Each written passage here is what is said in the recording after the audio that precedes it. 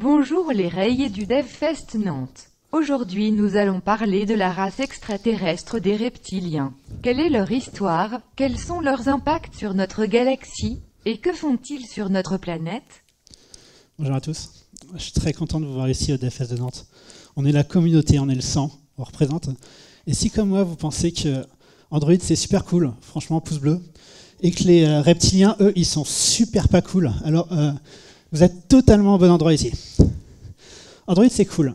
Et surtout en tant que développeur, parce qu'on a tellement d'outils qui gèrent. Je veux dire, regardez l'IDE qu'on a. On a un IDE de folie, on a des librairies qui déchirent, un pur système de build. Et ça fait tellement plaisir au quotidien de pouvoir utiliser des outils tellement forts, tellement cool, pour nous aider à délivrer du software de bonne qualité tous les jours. Donc Android c'est cool. Et un autre truc sympa avec Android, c'est que le code qu'on écrit peut tourner sur tellement de matériel différent. Android est genre partout. Les applications Android qu'on écrit peuvent tourner sur des téléphones et des tablettes, des montres, des télés, des voitures.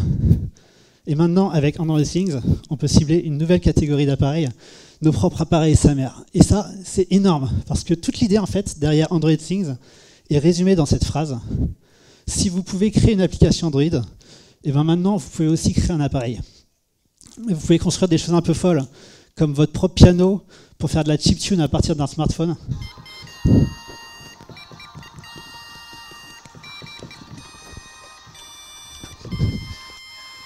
Pour jouer Titanium de Sia, du Enrico Macias, ce que vous voulez.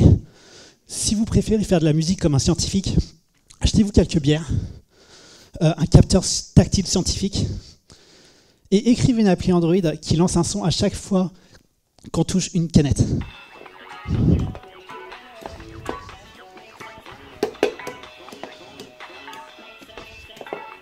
Et 2 heures plus tard, ça y est, vous êtes officiellement devenu un musicien scientifique ivre. Merci Android Things, sérieux, Dieu bénisse l'Amérique.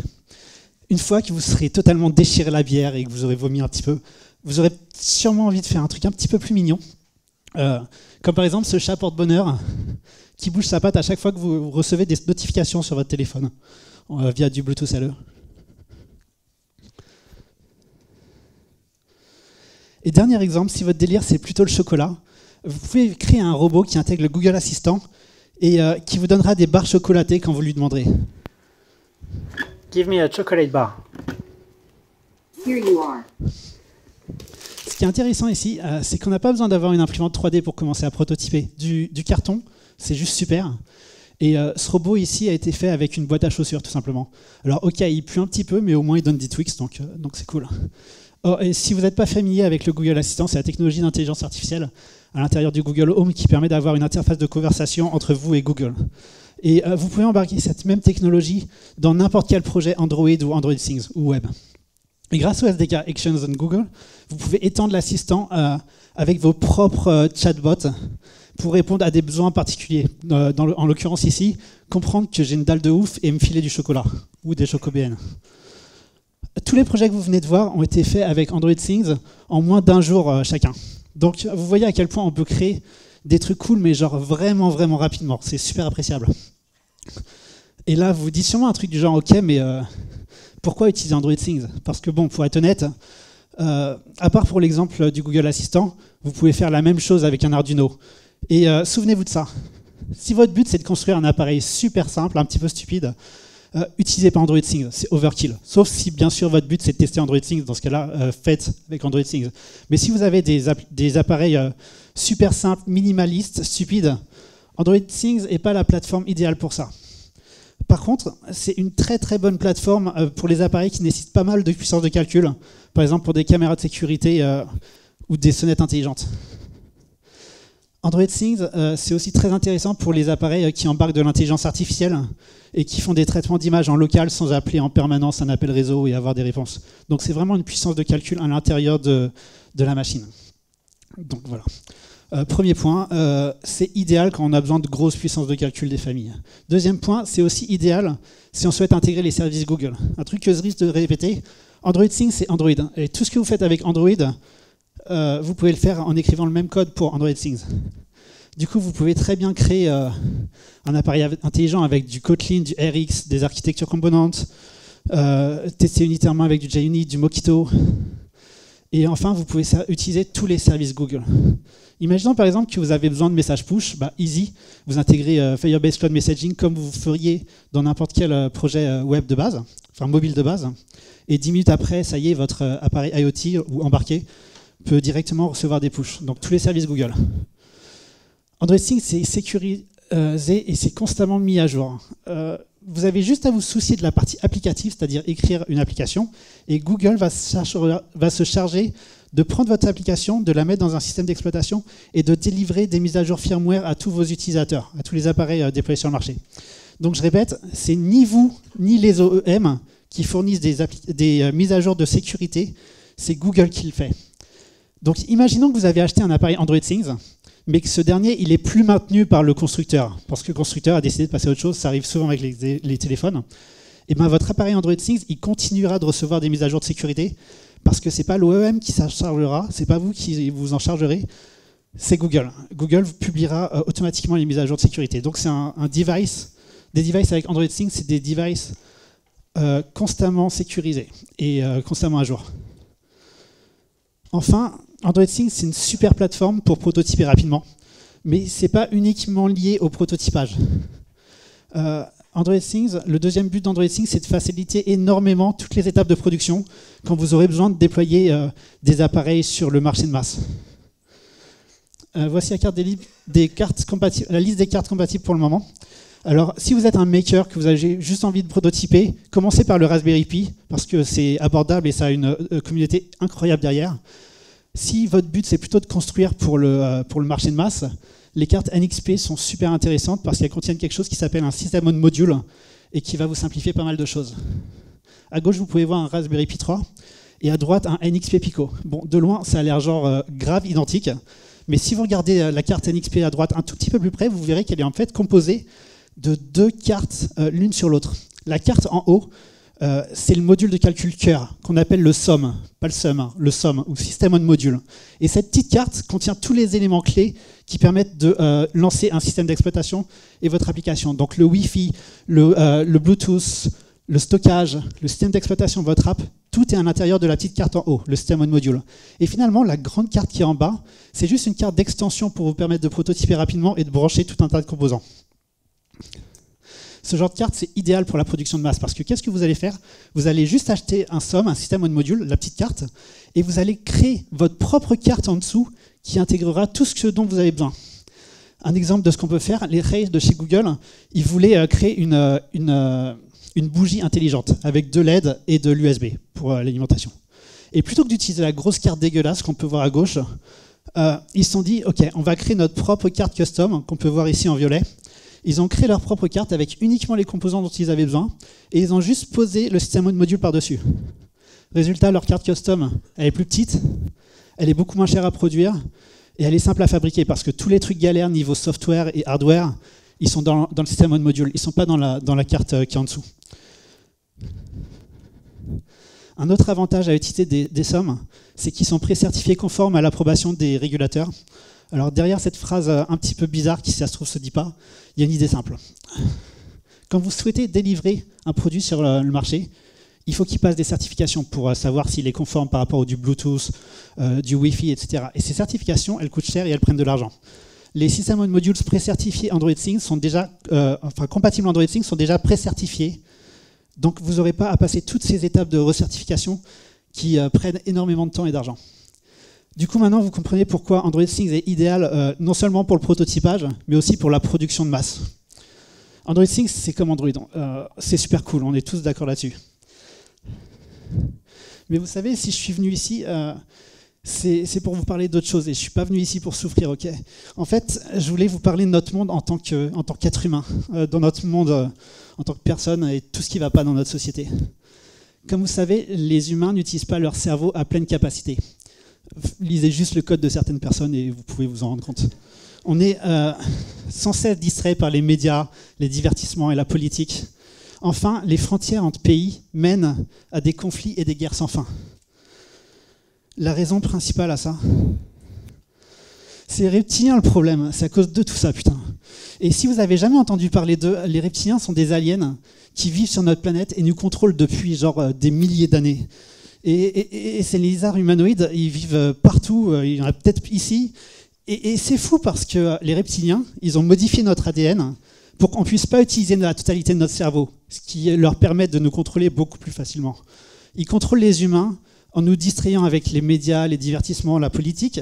Ils ont créé les lois pour nous restreindre et ils ont à travers les générations dirigé le monde. Et comme ils prennent notre apparence, on ne pouvait pas s'en rendre compte jusqu'à présent. On ne pouvait rien faire contre eux, on était totalement inoffensifs. Et ils se moquaient de nous, mais maintenant qu'Android Things est sorti, ils vont moins faire les malins, vous allez voir. On va utiliser Android Things pour détecter et exterminer les reptiliens. Comme vous savez, les humains sont incapables de détecter les reptiliens. Mais l'intelligence artificielle peut le faire. Du coup, on va utiliser TensorFlow, qui est un projet pour du machine learning par Google, et qui est actuellement utilisé dans plein de leurs projets comme YouTube, Photo, Gmail et plein d'autres. Si vous n'avez pas eu le temps encore de tester TensorFlow, je vous conseille de jeter un coup d'œil à ces 3 Code Labs, qui vous donnent une très très bonne idée de ce qu'est TensorFlow et de ce que peut faire TensorFlow. Aujourd'hui, on va utiliser un modèle existant de réseau de neurones qui s'appelle Inception 3. Ce modèle, il a été entraîné pendant très très très longtemps avec plus d'1 million d'images. Et son but, c'est de reconnaître des fruits, des animaux, des objets à l'intérieur d'une image. Mais nous, on s'en balèque, mais tellement de reconnaître des fruits ou autres dans une image. Ce qui nous intéresse, c'est de savoir si la personne sur la photo, c'est un humain ou c'est un reptilien. Putain. Et en fait, ce qu'on va faire, c'est on va prendre le modèle de Google, Inception, et on va juste le réentraîner avec nos propres images pour qu'au lieu de détecter des fruits, des animaux, il va savoir si quelqu'un est soit un humain, un reptile ou un reptilien. Et pour ça, la première chose à faire, c'est de récupérer un max d'images. Du coup, j'ai téléchargé plein de photos que j'ai trouvées sur Internet et je les ai mises dans 3 répertoires différents. Un répertoire pour les humains, un répertoire avec des reptiles, un répertoire pour des reptiliens. C'est notre jeu de données. Donc la première chose que vous allez faire, vous allez prendre un max de photos, vous allez les mettre dans 3 répertoires. Ensuite, on va lancer un script qui est présent dans le repo guide de TensorFlow. Ce script télécharge le modèle de Inception et en fait, il va le réentraîner avec notre propre jeu d'images. Et une fois ce script terminé, il va nous générer 2 fichiers. Un fichier protobuf qui s'appelle retrain graph. C'est notre réseau de neurones. C'est un gros fichier qui contient tout notre modèle de données, tous nos réseaux de neurones et qui est réentraîné avec nos nouvelles images. Et le script va aussi générer un fichier retrained labels qui fait juste une association entre le résultat de TensorFlow et quelque chose qui est human readable, qui est compréhensible par tous. Et en fait, ces labels, c'est simplement les noms de nos répertoires. Du coup, ici, le fichier texte, il va contenir 3 chaînes de caractères, humain, reptile, reptilien. Ok, on a lancé notre script, il a créé un réseau de neurones, il a réentraîné un modèle de données avec nos propres samples, et il a généré un fichier texte. Okay, et grâce à ça, TensorFlow pourra nous dire ce qu'il y a à l'intérieur de l'image. Il faut aussi qu'on optimise notre graphe pour qu'il puisse fonctionner avec TensorFlow pour Android. Et pour ça, il suffit de lancer un script qui s'appelle Optimize for Inference. Super rapidement, réentraîner un modèle de données, c'est une opération qui prend énormément de temps.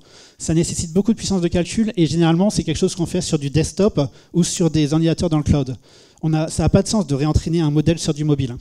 Par contre, ce qu'on souhaite faire sur son smartphone, c'est faire quelque chose qui s'appelle de l'inférence, de la déduction. Donc, c'est-à-dire fournir une image et un réseau de neurones pour que TensorFlow puisse en déduire ce qu'il y a sur notre image. Donc finalement, ce script, ce qu'il va faire, c'est qu'il va enlever toutes les opérations qui sont nécessaires pour l'apprentissage du réseau de neurones, et il va juste garder les opérations qui sont nécessaires pour l'inférence. Donc ça, c'est l'idée principale. Et l'avantage, c'est que ça va réduire énormément la taille de notre modèle. Et on pourra l'utiliser sur Android. Ok, donc on a réentraîné notre modèle. Et maintenant, on va tester pour savoir s'il fonctionne bien et si c'est distinguer un humain d'un reptilien. Et pour ça, on va utiliser l'application officielle sur le guide de TensorFlow, qui est une application Android avec un modèle, avec un réseau de neurones. Et on va juste remplacer ce réseau de neurones par notre propre réseau réentraîné. Et puis, bon, si vous êtes curieux, voilà ce que fait l'application en gros. La première chose qu'il va faire, c'est qu'il va récupérer une référence de la TensorFlow Inference Interface, qui, avec notre modèle, notre réseau de neurones et puis nos labels. Pour chaque photo qui provient de la caméra, la méthode DoRecognize est appelée, elle va prendre l'image et elle va convertir en tableau de pixels, simplement parce que le réseau de neurones a été entraîné avec un tableau de pixels, donc il faut lui fournir les mêmes données pour qu'il puisse comprendre un petit peu le délire. Et ensuite, on fournit à TensorFlow toutes ces données. L'application lance l'inférence jusqu'à une certaine couche. Et enfin, TensorFlow nous donne un score. Donc tout ça, c'est dans l'application de Sample. C'est juste pour vous montrer vite fait ce que ça fait. Donc on charge les données, on lance l'inférence, et puis on a un score qui est un tableau de confidence par catégorie. Par exemple, avec cette photo, si on fournit à TensorFlow cette photo et notre propre réseau réentraîné, TensorFlow va nous donner le output suivant. Donc selon TensorFlow, ce mec est 1% reptilien, 0% reptile et 99% humain. Donc aucune crainte, ce mec est inoffensif. Cool. Maintenant, on va tester notre réseau de neurones avec un tas d'images trouvées aléatoirement sur Internet.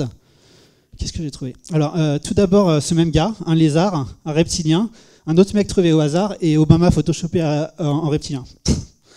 Comme si on avait besoin d'un Photoshop pour Obama. Enfin, bref. Alors, on lance l'application avec notre modèle de données. Et on va essayer sur chaque image. Sur la première, sur l'humain inoffensif, TensorFlow va nous dire en haut que c'est un humain, genre 99% de chance que ce soit un humain, super. Deuxième photo, qu'est-ce que c'est? C'est un reptile, ok. 96% de chance que ce soit un reptile. Là, c'est évidemment un reptilien, genre, enfin, il n'y a pas de doute, c'est 98% de chance.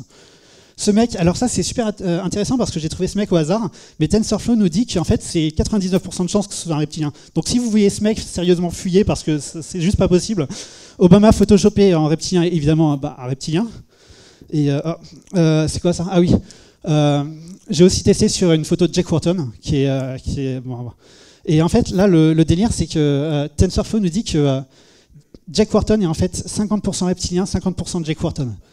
Et bon, on voulait pas vraiment voir cette vérité en face, mais visiblement, Jake Wharton est l'un d'entre eux, putain. Et bon, si vous savez pas qui est Jake Wharton, c'est un des plus gros contributeurs Android. Il a écrit tellement de code que quasiment toutes les applications Android ont du code écrit par lui. C'est un mec incroyable. Et bon, d'après TensorFlow, en fait, c'est pas d'après moi, hein, bien sûr, d'après TensorFlow, Jake Wharton en fait serait un hybride reptilien-humain. Et ce qui est d'ailleurs intéressant, c'est que les hybrides reptiliens ne savent pas eux-mêmes qu'ils sont reptiliens. Et ça peut expliquer tellement de choses. D'ailleurs, déjà, pourquoi il est aussi intelligent? C'est parce que lui, il peut utiliser son cerveau à pleine capacité, contrairement à nous. Putain, c'est tellement évident. La vérité est devant nous tous temps. Enfin, c'est fou. Mais oublions Jack pour un instant. Ok, on vient de tester notre modèle de données réentraîné sur un ensemble de données et ça fonctionne genre bien, genre un peu trop bien même. Oh, et si vous vous demandez comment TensorFlow a pu reconnaître Jake Wharton, c'est parce que je vous ai pas tout dit, j'ai pas créé 3 répertoires humain, reptile, reptilien, mais 4 répertoires humain, reptile, reptilien et des photos de Jake Wharton. Et c'est comme ça, et vous voyez à quel point TensorFlow peut très très bien reconnaître les visages quand on lui fournit suffisamment de données. Ok, notre réseau de neurones est entraîné. Maintenant, pour créer un projet Android Things, on va lancer Eclipse. On va cliquer sur Fichier, Nouveau, Java. Non, c'est une blague, hein. Fuyez pas. On n'a aucune chance contre les reptiliens si on utilise Eclipse, sérieusement. On va évidemment lancer Android Studio 3, créer un nouveau projet, parce que sur Android Studio 3, on peut directement créer un projet Android Things. Vous pouvez voir, Android Things est constamment à jour, c'est pour ça qu'il tourne déjà sur Oreo. Maintenant, donc, pour créer un projet Android Things, Fichier, Nouveau projet avec Android Studio 3. Et on va voir les fichiers générés. Déjà, on peut voir qu'Android Studio a généré un fichier Android Manifest. Comme vous pouvez le voir, un projet Android Things est très très similaire à n'importe quel projet Android. Ça a des activities, un Android Manifest. Quand un appareil Android Things démarre le système, il va chercher pour une activité qui a l'Intent Filter IoT Launcher. C'est nécessaire pour que le launcher puisse démarrer l'activité, puisse savoir quelle activité de votre application il doit démarrer. Donc c'est ultra semblable à ce que vous connaissez déjà. Il y a juste peut-être une ou deux différences, mais puisque Android Studio vous génère tout automatiquement, vous n'aurez pas besoin à vous en soucier. Android Studio a aussi créé une activité très simple, semblable à n'importe quelle activité Android. Et notez ici l'appel à setContentView qui permet d'afficher un layout. Et voilà. Et vous pouvez manipuler des layouts avec Android Things, mais vous pouvez aussi ne pas le faire. C'est comme vous voulez. Un appareil sur Android Things peut avoir un écran, mais il peut aussi ne pas en avoir. Si vous construisez un robot comme le Pepper, vous aurez besoin d'un écran. Et vous pourrez inflater vos layouts XML et manipuler vos vues de la même manière que vous le faites sur Android, Define View by ID, etc. Mais voilà, alors j'ai fait un exemple avec un frame layout, une image view qui représente un fond d'écran et une image view qui représente un reptilien, une photo d'un reptilien. Quand on connecte l'écran sur notre board Android Things, ça fonctionne direct, il n'y a rien à faire de particulier. Et j'ai aussi mis une rotation sur l'image de fond, juste pour vous montrer qu'on peut le faire avec Android Things, puisque c'est les mêmes SDK, c'est les mêmes API que pour Android. Donc rien de difficile ici. Vous pouvez utiliser le layout XML si vous le voulez, mais vous pouvez aussi ne pas le faire.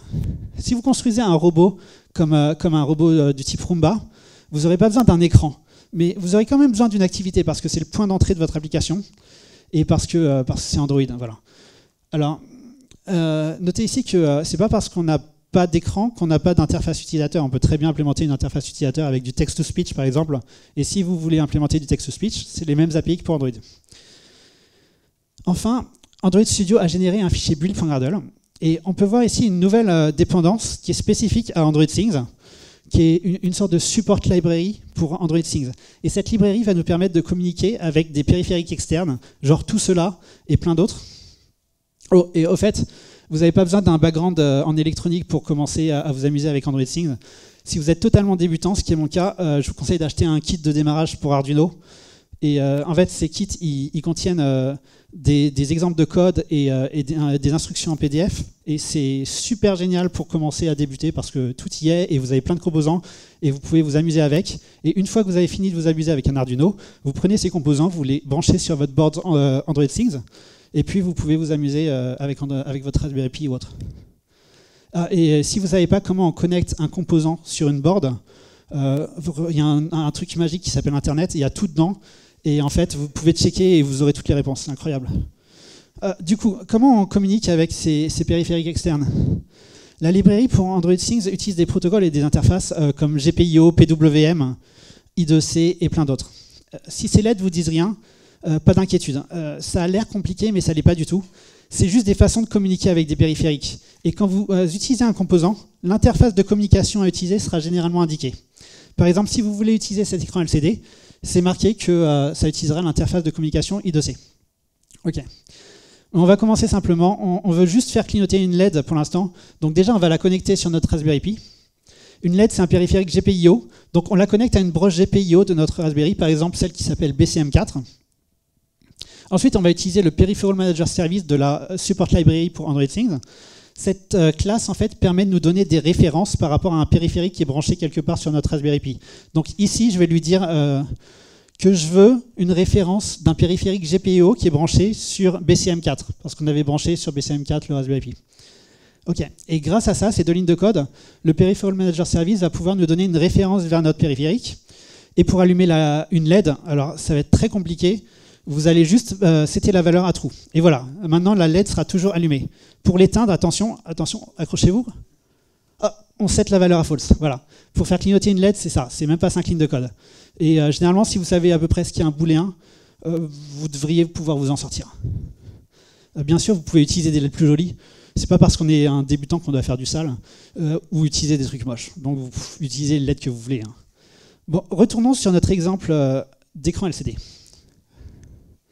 Au lieu d'ouvrir un périphérique GPIO, on va utiliser le Peripheral Manager Service pour ouvrir un périphérique I2C, parce que notre écran qu'on a acheté est un périphérique I2C. Et pour afficher du texte à l'écran, on va simplement prendre une référence vers notre appareil I2C et on va appeler une méthode write avec nos données. Voilà. Donc très très difficile. Et c'est tout ce qu'il y a à savoir en fait. Communiquer avec un périphérique externe, c'est-à-dire ça consiste généralement à lire depuis une référence ou à écrire vers une référence. C'est tout ce qu'il y a à savoir et c'est très très simple. Et comme vous l'avez vu, l'écriture ou la lecture se fait à haut niveau en utilisant du Java ou du Kotlin. Ce qui signifie que si vous voulez créer un driver pour simplifier l'utilisation d'un composant, par exemple vous avez un périphérique à LED et vous voulez faire une librairie qui fait un scroll de texte, et bien vous allez simplement créer une librairie Java Android normale et ça va fonctionner. Et les gens pourront importer votre librairie et pourront utiliser des composants de manière plus simple. Il y a déjà des drivers disponibles pour Android Things pour tout un tas de composants, par exemple tout cela et plein d'autres. Si jamais vous avez besoin d'utiliser un composant qui n'a pas de driver pour Android Things, et il y en a, c'est pas grave, vous regardez les spécifications du composant ou du code d'un driver Arduino et vous allez simplement porter ce code Arduino vers du code Raspberry. C'est pas difficile, mais ça peut prendre du temps. Mais voilà, pour des composants simples, en quelques heures, c'est fini. Du coup, si vous voulez utiliser cet écran I2C dans vos projets IoT, vous allez connecter l'écran sur les broches I2C de votre board. Encore une fois, si vous ne savez pas comment Internet va vous aider. Et vous allez importer le driver fait par Google ou par la communauté. Et comme ça, vous pourrez immédiatement utiliser votre nouvel écran et allumer les pixels comme vous voulez.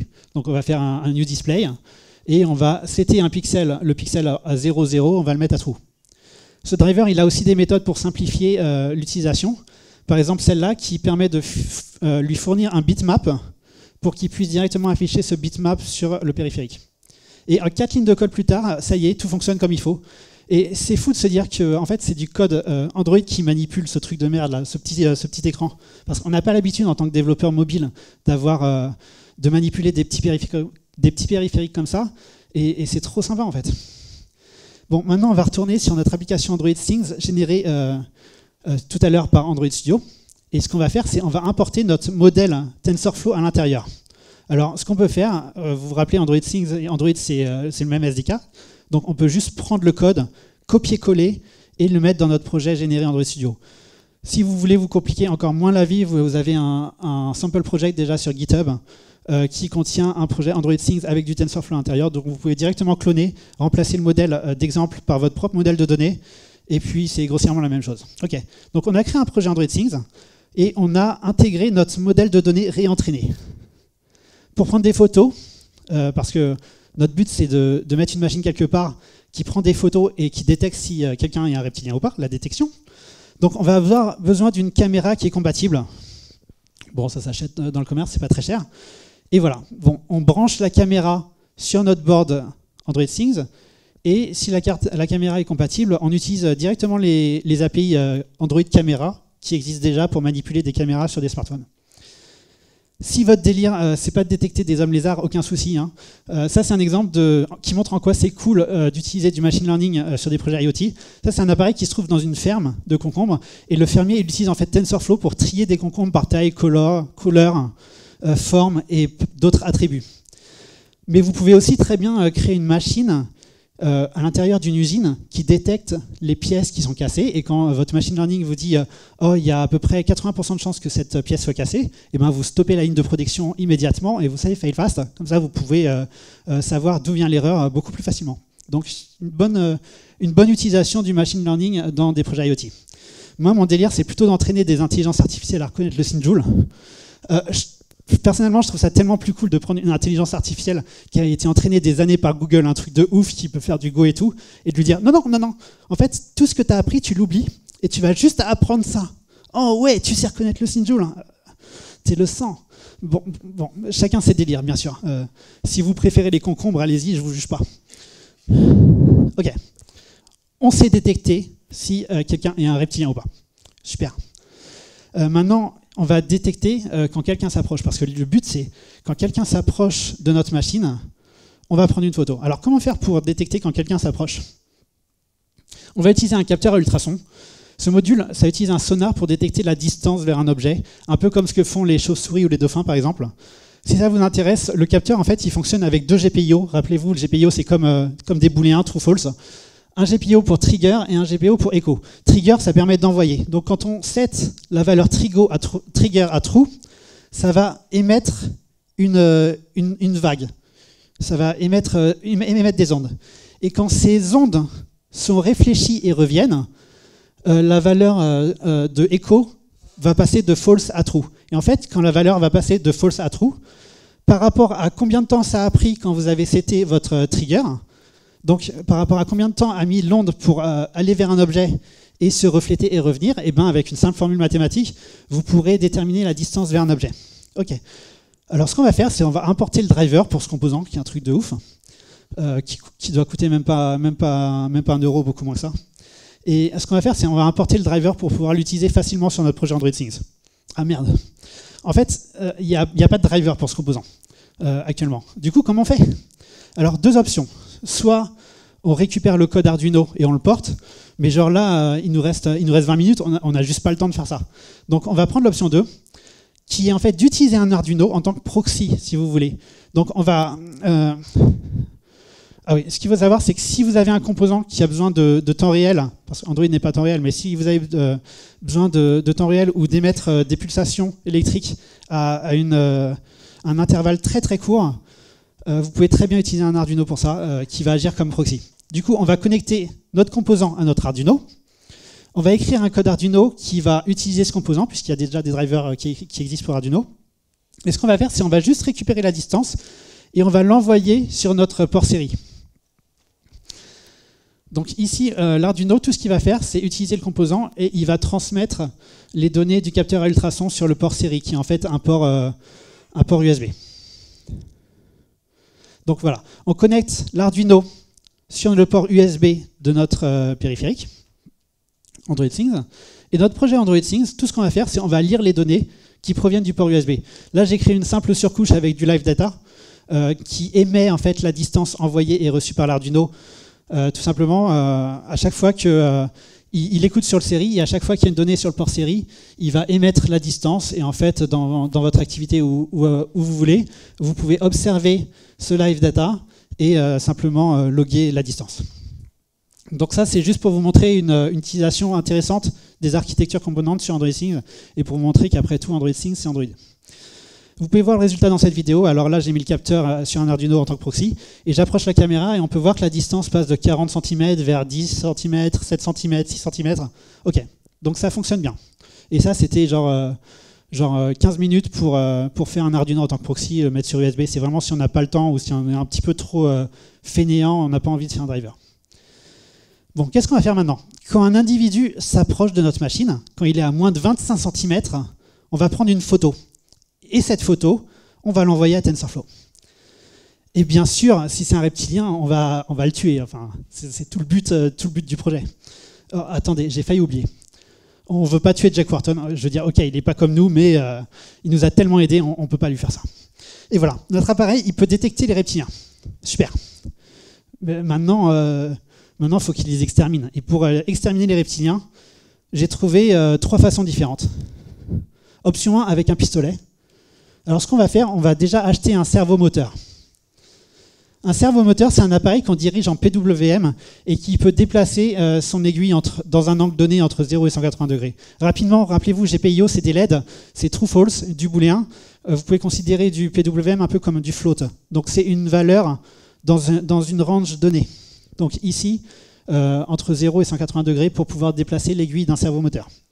Alors ce qu'on va faire, c'est qu'on va connecter notre servomoteur sur les broches PWM de notre appareil Android Things. Vous verrez connecter des appareils, en fait, des périphériques sur des appareils Android Things ou des Raspberry, c'est super simple, c'est comme des Lego, vous branchez et ça fonctionne. Ensuite, on va importer le driver officiel. On l'initialise, alors c'est juste du boilerplate, donc on veut une référence vers un appareil qui est sur le PWM0, et puis on dit que cet appareil en fait a des ranges entre 0 et 180 degrés. Donc c'est juste du boilerplate, vous l'écrivez une fois et après c'est fini. Et pour déplacer le servomoteur, vous setez simplement l'angle à la valeur que vous voulez. Par exemple, si je le bouge à 42 degrés, il va déplacer à 42 degrés, et si je rappuie, il va déplacer à 0. Donc une ligne pour déplacer une aiguille d'un servomoteur. Ensuite, pour exterminer les reptiliens, vous allez avoir besoin d'une corde et un pistolet. Ouais, c'est un petit peu difficile de trouver des pistolets en France, mais du coup j'ai pris une alternative, mais bon, voilà. Alors vous attachez le tout ensemble, et en fait vous déplacez simplement l'aiguille de votre servomoteur pour qu'il puisse tirer sur la corde et tirer sur la gâchette, comme vous pouvez voir sur cette vidéo. Et maintenant on va armer le pistolet et on réessaye. Ouais. Alors dès qu'il y a quelqu'un qui s'approche, TensorFlow reconnaît que c'est un reptilien. Si c'est un reptilien, on bouge l'aiguille du servomoteur et puis on tire sur la gâchette et puis on a exterminé les reptiliens. C'est pas mal. Oh, et bien sûr, vous cachez le pistolet et l'appareil Android Things quelque part derrière un faux mur, par exemple, parce que si jamais les gens voient un appareil avec un pistolet, ça ne va pas fonctionner, évidemment, et vous allez avoir des gros problèmes. Mais vous savez quoi, l'option 1, c'est pas une super idée. Déjà parce qu'il faut trouver un pistolet. Bon, c'est peut-être facile à trouver, mais c'est pas très légal.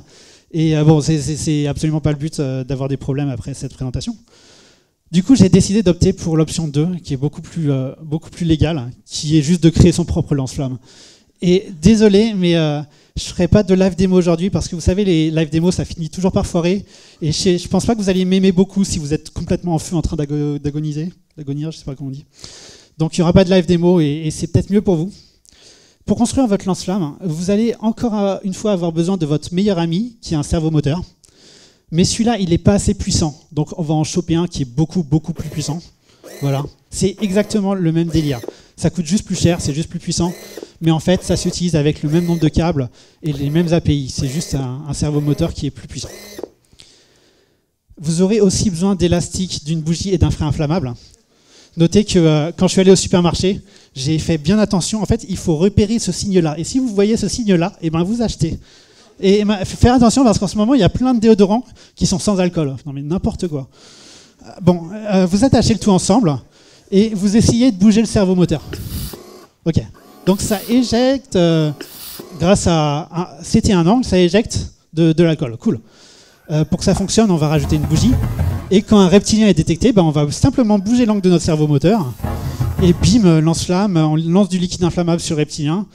Bon, j'ai essayé, mais comme vous pouvez voir, c'est pas si impressionnant que ça. Bon, ça y est. Après, il faut bien mettre une grosse bougie, lancer plus d'alcool, etc. Voilà. Donc, à la place, j'ai vu des mecs sur YouTube qui ont fait un truc vachement plus cool. Et reproduisez pas ça chez vous, hein, les amis. Mon lance-flamme, il n'était pas impressionnant aussi parce que j'avais pas envie de mourir connement. Comme vous pouvez le voir, cette machine, elle est contrôlable par distance. Et pour contrôler à distance un périphérique Android Thing, bah, c'est comme pour Android, vous ajoutez des fonctionnalités de contrôle à distance comme du Nearby Connections API, du Bluetooth LE, vous embarquez un serveur HTTP, du nano HTTPD directement à l'intérieur de votre projet Android, ou vous faites ce que vous voulez, tout simplement. Ok. L'option du lance-flamme, en fait, elle n'est pas suffisamment violente à mon goût. On va tenter l'option 3, qui est exterminer du lézard avec de la bonne tronçonneuse, quoi. Premièrement, on va avoir besoin d'un relais. Un module relais, les modules électroniques, il faut voir ça un petit peu comme des librairies en tant que programmeur. C'est tout un tas de choses complexes, mais qui sont accessibles à travers une interface qui est simple. C'est plein de trucs compliqués, mais pour l'utiliser, c'est un contrat très simple. Donc un module relais, c'est exactement ça. C'est tout un tas de trucs un petit peu compliqués. Et ça va s'utiliser avec l'API GPIO, donc comme un booléen. Si on set la valeur à true, ça va activer un périphérique à haute voltage. Et si on set à false, ça va désactiver. Voilà, parce qu'on peut évidemment pas connecter une tronçonneuse directement sur les pins du Raspberry Pi. Enfin, c'est pas fait pour ça. Donc on utilise un relais qui va en fait manipuler des périphériques à haute tension. Donc on connecte la tronçonneuse sur du power, et puis on prend juste deux câbles qu'on branche, on coupe un câble en deux, qu'on branche dans le relais, ici, et puis après on utilise juste avec du true-false. Donc voilà, la magie se passe ici. Pour activer la tronçonneuse, on va simplement mettre la valeur à true, et pour la désactiver à false. Et c'est parfait pour les relais, c'est parfait pour tout ce qui est automatisation de la maison, couplé au Google Assistant par exemple, mais on n'est pas là pour l'automatisation de la maison. Nous on est là pour voir du sang couler, et on va utiliser un module relais donc pour allumer et éteindre notre tronçonneuse. Voilà le plan, comme ça vous pouvez voir mes compétences sous GIMP. Alors la tronçonneuse sera cachée derrière un faux plafond, et quand la caméra détecte qu'un reptilien est présent, eh ben, il va simplement faire tomber la tronçonneuse, bien sûr l'activer avec le relais, bim, directement sur la tête du reptilien. Et pour ça, on aura besoin d'un autre composant qui est un ruban à LED. C'est le composant clé. On a besoin d'un ruban à LED parce que c'est super joli. Ça va rajouter de la couleur sur le sang des reptiliens, et puis ça devrait être plutôt artistique. Alors voilà à quoi ça ressemble. Vous pouvez voir les couleurs changer, vert, jaune, bleu, violet.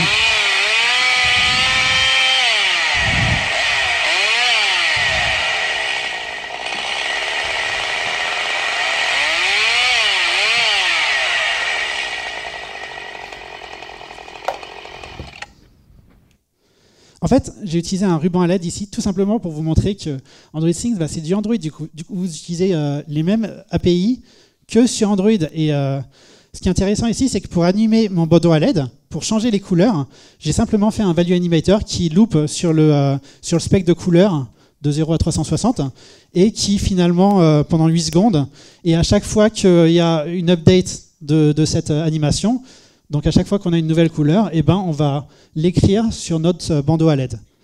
Donc la tronçonneuse ici, c'est très intéressant aussi pour voir que Android Things, c'est totalement du Android.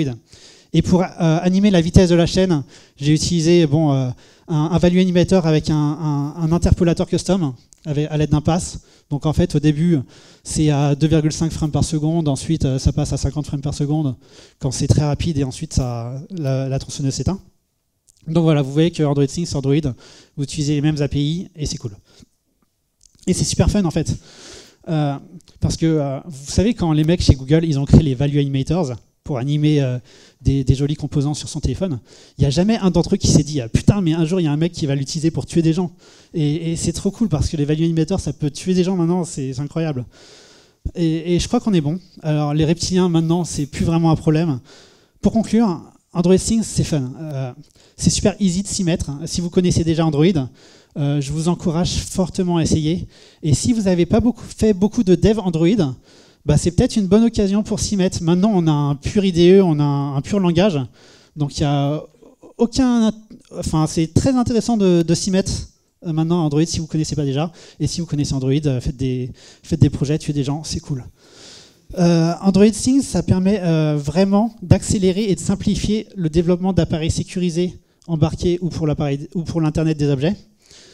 Et juste essayez Android Things sérieux. Vous allez apprendre de nouvelles choses, vous allez faire des trucs fun ou utiles.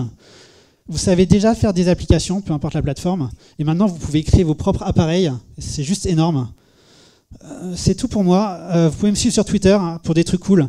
Les slides sont déjà dispo sur Internet si vous voulez les choper. Il y a des footnotes en bas de chaque slide. Comme ça, vous pouvez voir du code sample et plein d'implémentations et plein de trucs et plein d'idées. Si vous voulez plus de détails. On a un peu de temps pour les questions si vous en avez, sinon je serai autour, donc n'hésitez pas à me pinguer, que ce soit sur Twitter ou IRL, pour parler d'Android Things, d'IoT, des reptiliens d'Android, ce que vous voulez. Et merci pour votre attention.